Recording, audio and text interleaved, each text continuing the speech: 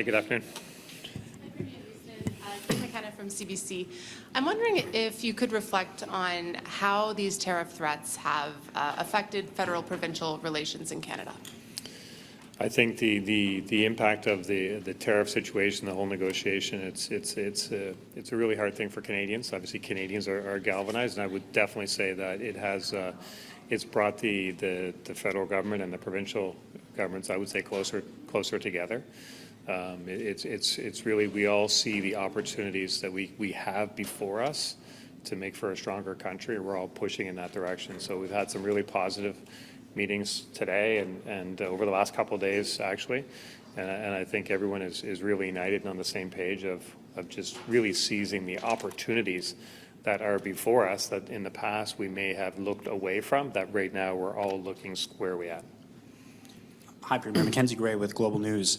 We heard Doug Ford this morning talk about the idea that there should be dollar-for-dollar retaliatory tariffs against the Americans. On the flip side, both Scott Moe and Danielle Smith say that we shouldn't retaliate, that the impact of tariffs on American consumers is what should push forward. What's your position? How should Canada push back?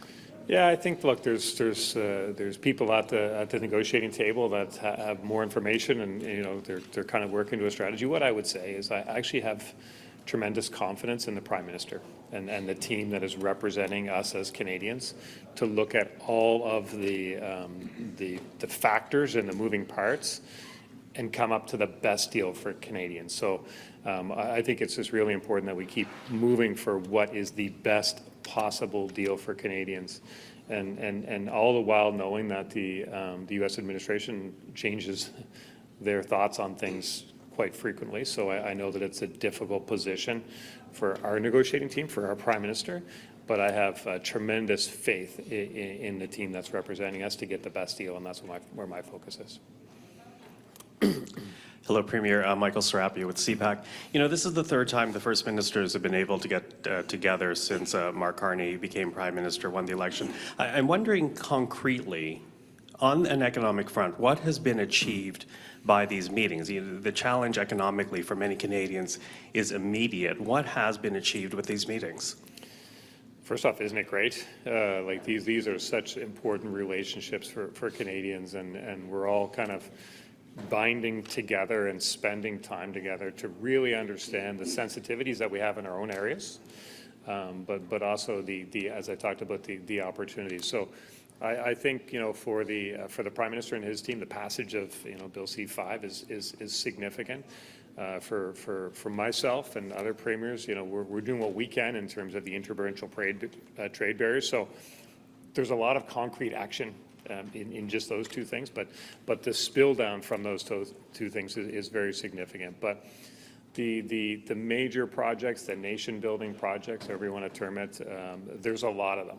Certainly in Nova Scotia, I'm passionate about our wind opportunity, and I think I'm actually seeing that move at a significant pace. There's lots of I's to dot and T's to cross and technical analysis to happen, but the very first step is to have agreement that there's something there, and getting that agreement, that's something that might have taken years before, but because of the relationships that are being built, we can see where everyone stands much sooner in the process. So I think Canadians should feel proud of the way that the governments are working together, and I think Canadians should feel incredibly optimistic that their elected officials realize the need for urgency and feel that urgency. It's still government in many ways, but I will say that urgency is felt, and I'm personally, as a Canadian, incredibly optimistic about the future of this country right now.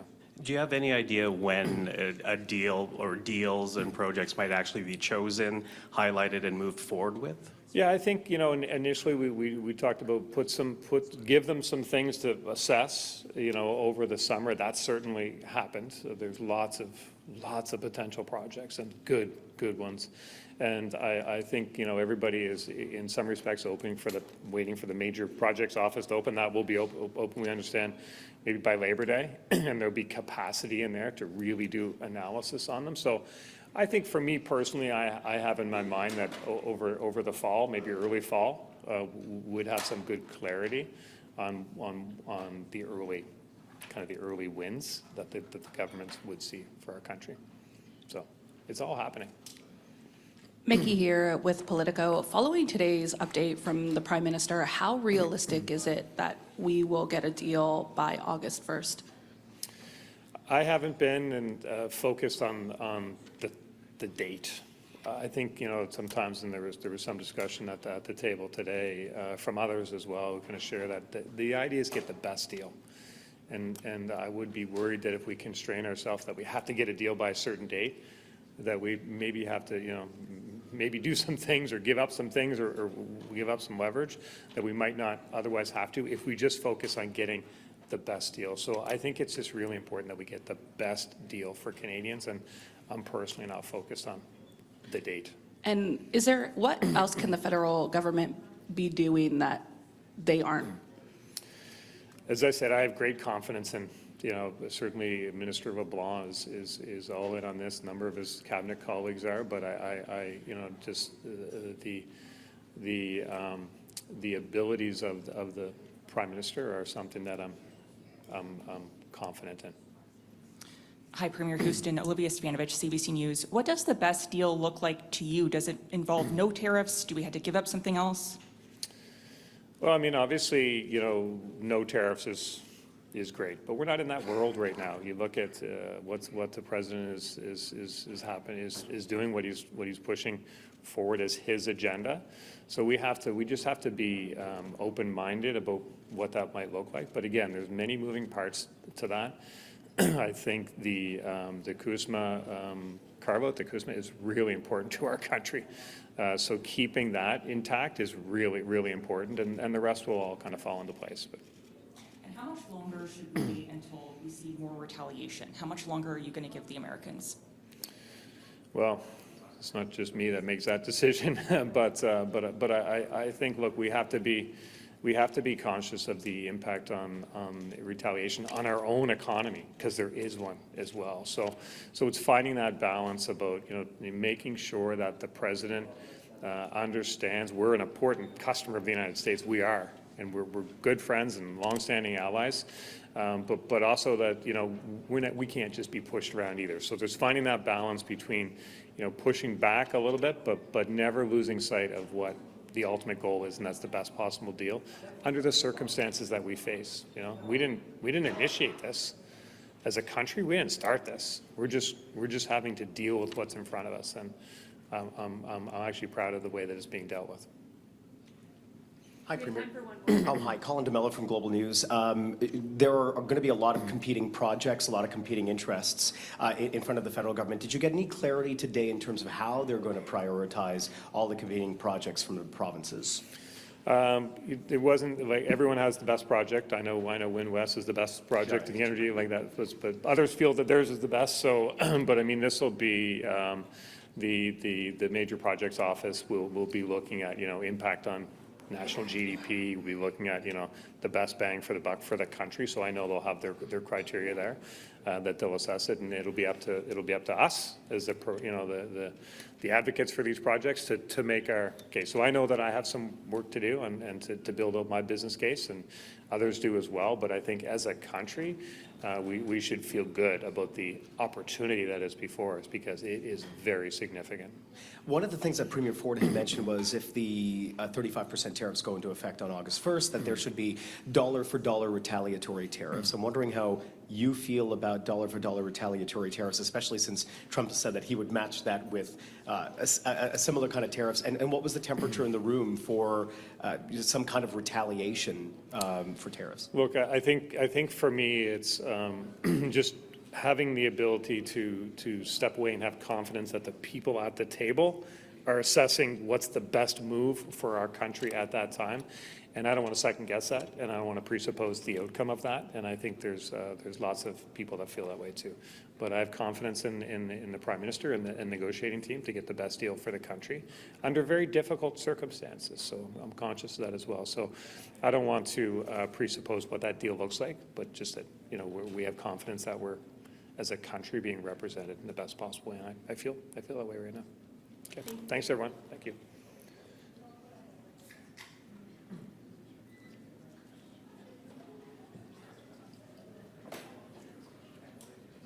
Premier Eby. Hello, everyone. Great to see you. It has been a productive set of meetings already for British Columbia. We had the opportunity to sign some agreements with Yukon, with Manitoba and Ontario about getting rid of internal trade barriers, making life a little bit more affordable for Canadians, getting Ontarians access to that high-quality British Columbia wine. Lots of great things to celebrate. Working with the Yukon to electrify that territory and help them grow their economy. Lots of great projects on the go. Had the opportunity with the Prime Minister to discuss projects of significance and importance to British Columbia, like the northwest of our province, the mining opportunities that are there. I'm very excited about the Northwest Transmission Line that will electrify that and the work that we can do together. Looking forward to that. While I was having a sidebar conversation with the Prime Minister, I took the opportunity to deliver a letter from Bailey McCourt's family. Bailey McCourt was murdered by her ex-husband in Kelowna. A horrific attack. The Prime Minister has committed on multiple occasions, which I'm grateful for, to bail reform, and Bailey McCourt's family really underlining the importance of bail reform around intimate partner violence. In my opinion, and I know an opinion shared by many Canadians, there's a special place in hell for men that murder and attack their spouses or girlfriends, and ensuring that they stay behind bars and are not released to complete a cycle of violence is a priority for us, and I'm grateful to know that priority is shared by the Prime Minister.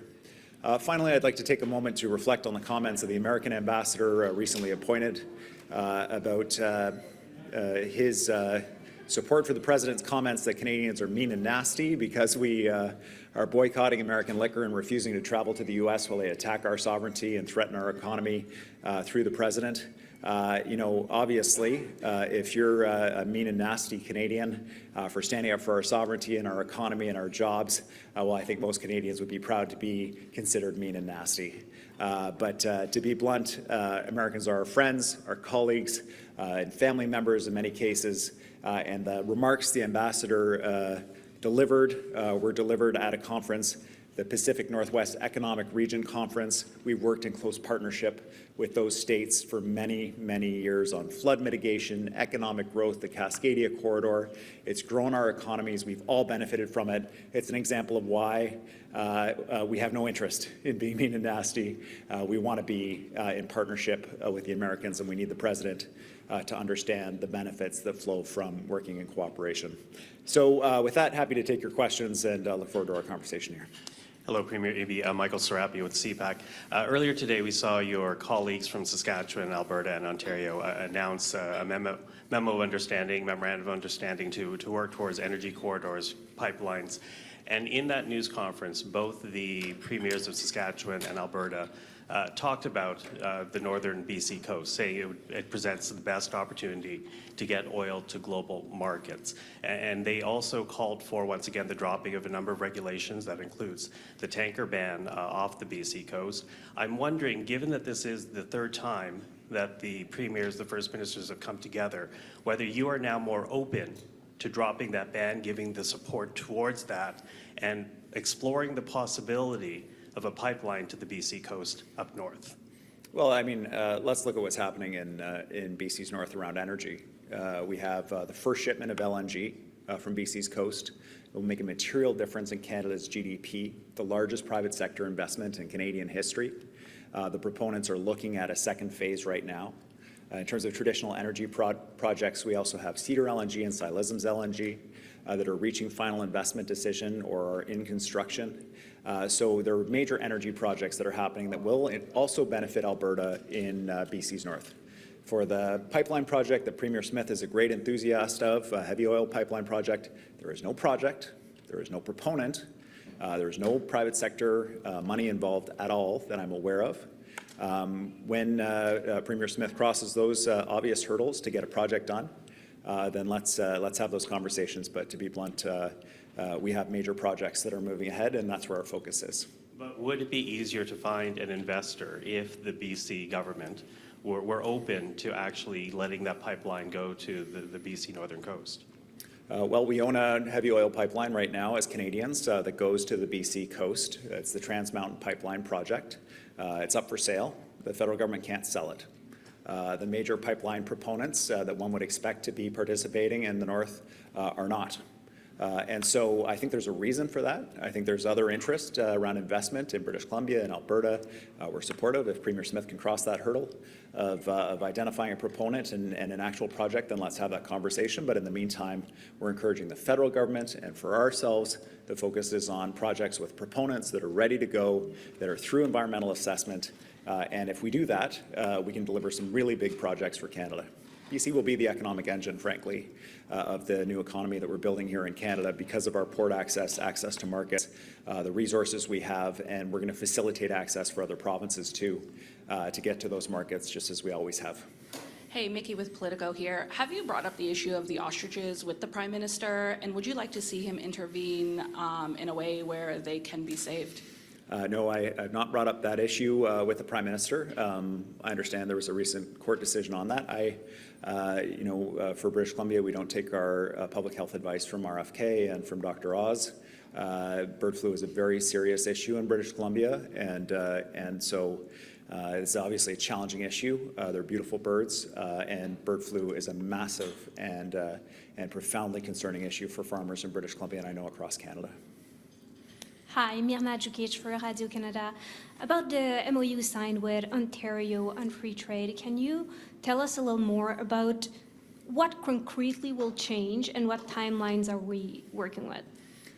Yeah, absolutely. We're working with Ontario right now on a direct-to-consumer model for BC alcohol products and Ontario alcohol products, where producers can sell directly to consumers in our respective provinces. But what I would really love with Ontario, we have an agreement, a free trade agreement that works in Western Canada. It's called the New West Partnership. We can change the name if Ontario wants to come on board. But this is an agreement that's in place, has established standards, is working for provinces, allows us to maintain standards around safety for workers and other protections that are necessary while facilitating free trade. And I'll be pushing Premier Ford as part of this agreement to sign on to the New West Partnership, because that would be the easiest and fastest way to facilitate free trade between our provinces, and as well as Manitoba, Saskatchewan, and Alberta. Have you breached that with Premier Ford, and what did he say? Yes, we have raised this issue with Premier Ford and his team, and we'll continue to do so. They're not quite ready to sign on, but I hope they will be. Isaac Cowan, Global News. I just want to ask about the MOU on the pipelines. Were you invited to sign that at any point? No, I wasn't. Would you have if you'd been invited to? I don't know what it said. Yeah. Thanks, everyone. Thanks very much, everybody.